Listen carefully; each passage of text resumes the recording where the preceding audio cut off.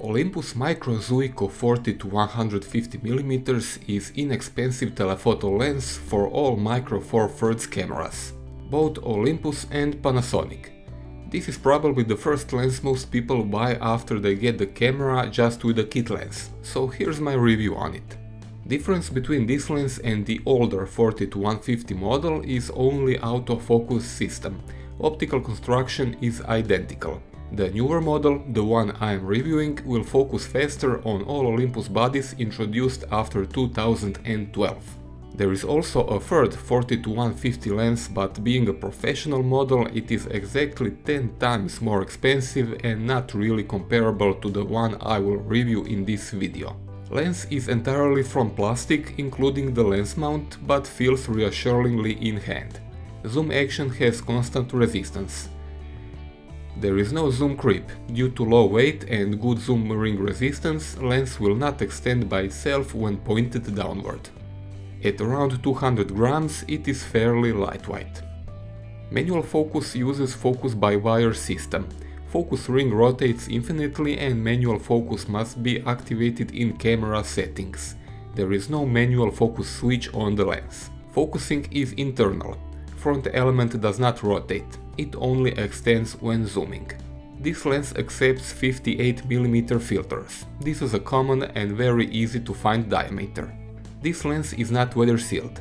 Lens hood is not part of the retail package. Zoom range is 80-300mm in 35mm equivalent, what translates to 3.75 optical zoom. Similar lens for full-frame cameras will be at least twice the size and weight. Here is a size comparison with cheap Canon 70-300mm lens, which easily demonstrates portability of entire Micro Four Thirds system. This lens does not have optical stabilization. No wonder, since all Olympus cameras have it on sensor.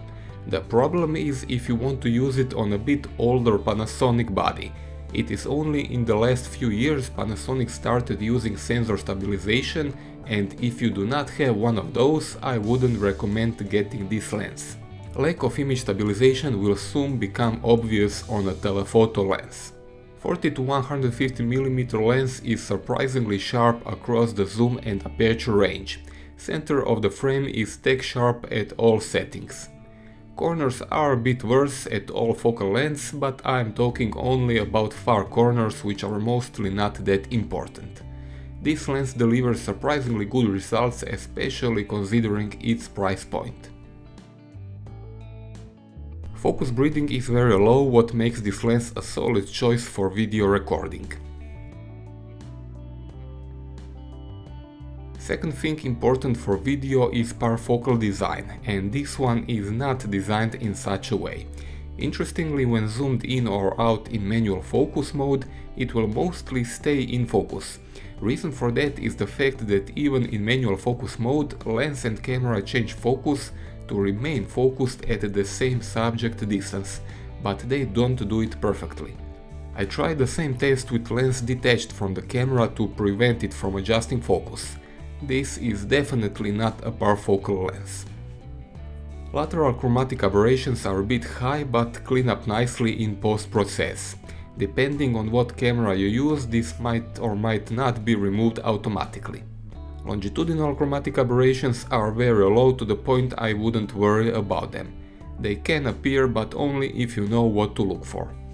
Vignetting or light fall-off is easily visible wide open at all focal lengths.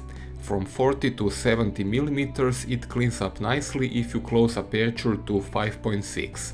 At 100 and 150mm, lens should be close to f8 to eliminate most of the vignetting. Flare is present but not too strong. On most zoom and aperture positions it looks similar to what you see right now. Bigger problem is quite pronounced loss of contrast with the sun near the edge of the frame. This could probably be avoided with lens hood, but it is not part of the retail package. I know this is a budget lens and all that, but production cost of a piece of plastic is probably negligible, and I will always criticize manufacturers for not including a lens hood. Bokeh is surprisingly good. There are no sharp edges or ugly transitions from sharp to creamy. Bear in mind, with f4 to 5.6 aperture, this lens is not perfect choice for subject and background separation, but if framed at closer shooting distances, results will be quite good. Autofocus light sources are rendered completely round through most of the frame, they change shape only in corners. Depending on zoom and focus position, they vary from very uniform to a bit dirty look with halos at the edge. Altogether, this is quite solid for inexpensive lens. This lens is not ideal choice for macro work. Only at maximum zoom of 150mm is it possible to get average close-up capability. For occasional bugs, butterflies and similar, this might be okay, but don't expect miracles. Starbursts ended up ugly no matter what I tried. Nothing to see here, move on folks. So, while not perfect, 40 to 150mm lens is quite a solid performer. Its regular price is around $150 but goes as low as $50 or $60 for refurbished and second-hand lenses, and at that price point this is a no-brainer. Go and buy one. That's all for this review. I hope I gave you usable information. If you have a question, feel free to ask me in the comment section below. Subscribe to my channel for updates, and if you want to support my work, buy stuff on Amazon using my affiliate links below the video. You will not pay any more than otherwise, but I will get a small percentage. Thanks for watching.